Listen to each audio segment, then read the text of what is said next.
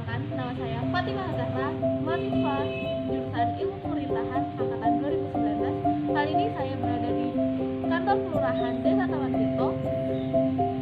Kalian pasti ingin tahu kan terkait alokasi dana penanggulangan COVID selama masa pandemi. Yuk ikutan. Oh iya, jangan lupa sebelum masuk ikuti protokol kesehatan dulu ya.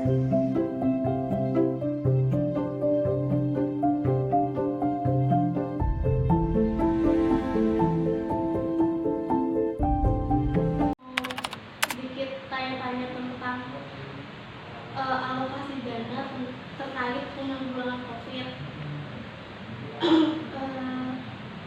Sebelumnya kan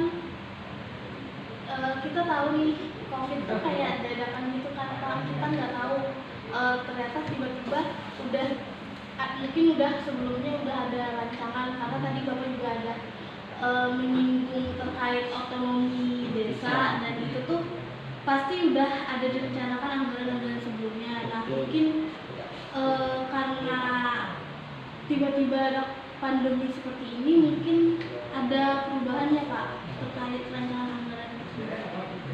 Kalau sekarang kan sudah istilahnya sudah berjalan dari tahun kemarin. Artinya karena sudah berjalan dari tahun kemarin, berarti untuk yang tahun anggaran sekarang ini memang sudah kita rencanakan untuk penganggarannya.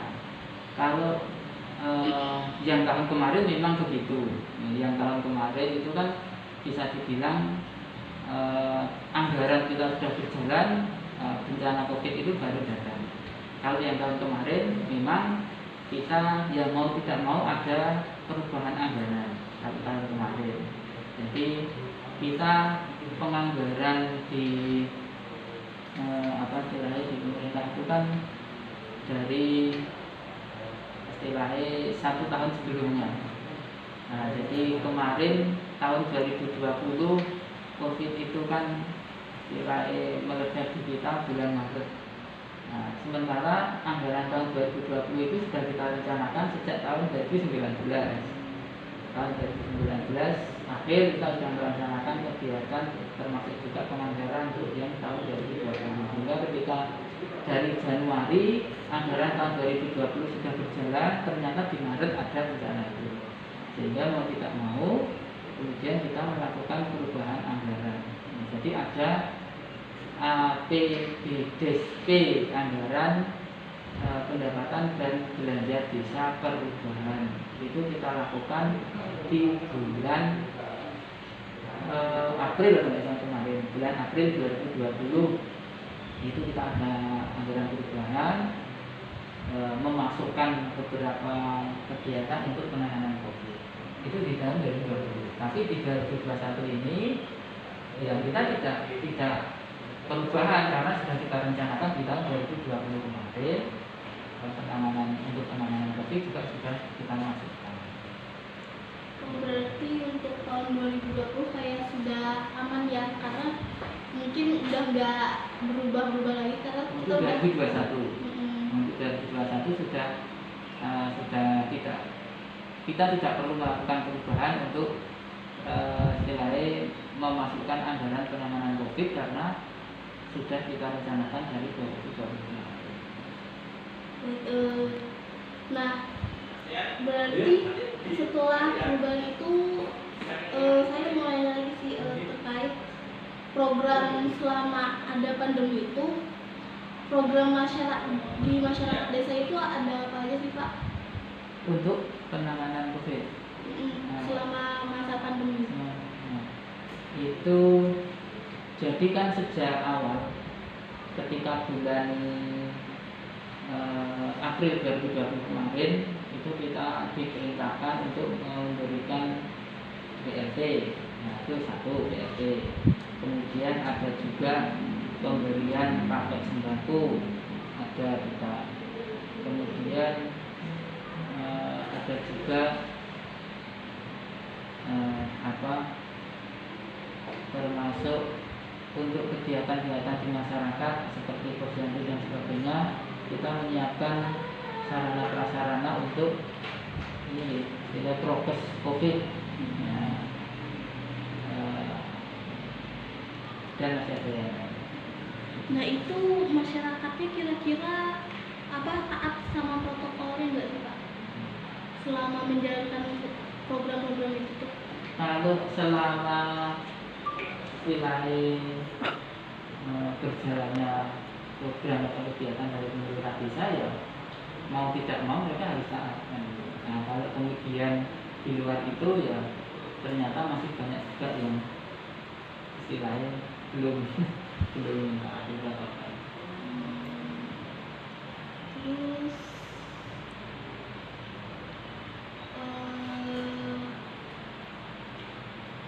kalau misalnya terkait masyarakat rentan nih kayak orang tua, terus apa lansia, terus perempuan dan anak-anak itu ada alokasi anggaran khusus nggak untuk penanganan COVID? Kita di desa sebenarnya sebelum ada COVID itu kan kita juga sudah ada anggaran istilah itu PMT, pemberian makanan tambahan di posyandu. Nah kemudian karena COVID itu posyandunya tidak jalan, tapi untuk PMT-nya tetap kita upayakan kita berikan. Jadi ya istilahnya untuk ini untuk intervensi gizi, ya, masyarakat rentan, lansia, balita, kita ada anggaran itu dan kita upayakan tetap kita realisasikan. Kemarin di 2020 juga tetap kita realisasikan. Berarti itu kayak semuanya memang didata yang mana kaum rentan. Iya. Terus nanti Kita pendataannya melalui posyandu. Kita punya posyandu balita, punya posyandu lansia, masing-masing posyandu punya data di warganya warga di situ yang wilayah masuk kriteria balita siapa aja, lansia siapa aja, semua punya data. Dari data itu yang kita gunakan. Kita kemarin realisasi kegiatannya juga lewat pengurus posyandu itu. mungkin kalau dari selanjutnya Pak, makasih ya Pak atas waktunya Pak. Semoga tidak mengganggu waktu bekerjanya.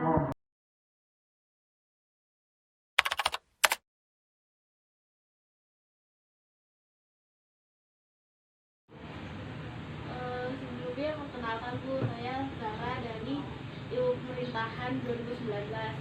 Ini mau nanya-nanya sih, tadi pagi kan udah ada ke kantor desa Temen juga ngawancarain perangkat desa di sana, terus nanya-nanyain terkait alokasi dana penanganan COVID. Terus tuh ya udah saya mau di sini maksudnya kayak mau cross check aja sih tentang penanganannya itu benar apa enggak apa yang dikatakan sama perangkat desa itu, yaitu mau nanya selama pandemi itu Ibu tahu nggak sih ada program-program yang disediakan dari kantor desa yang sendiri kayak gitu, ada apa aja?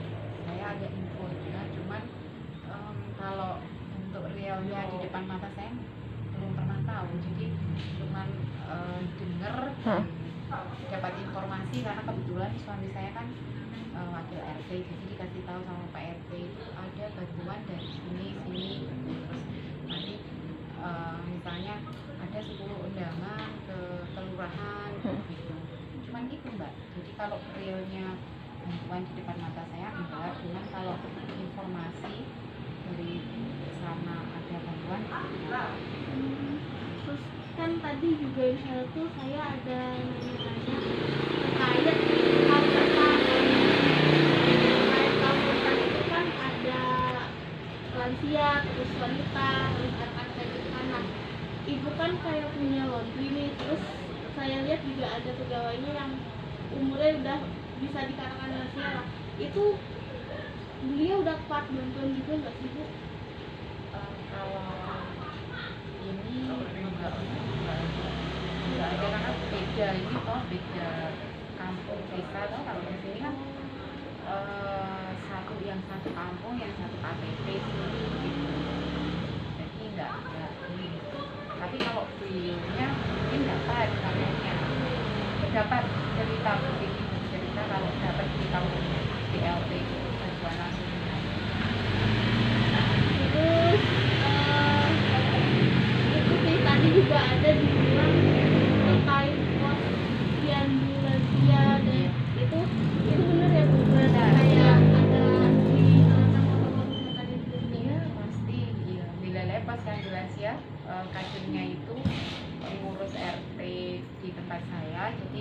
saya tahu banget sering cerita, tapi tidak spesifik ya. Jadi sering cerita misalnya sekarang pas yang lansia harus prokesnya harus ketat gini gitu. Terus tiap kali ini di berapa orang cuman nanti pulang kayak gitu.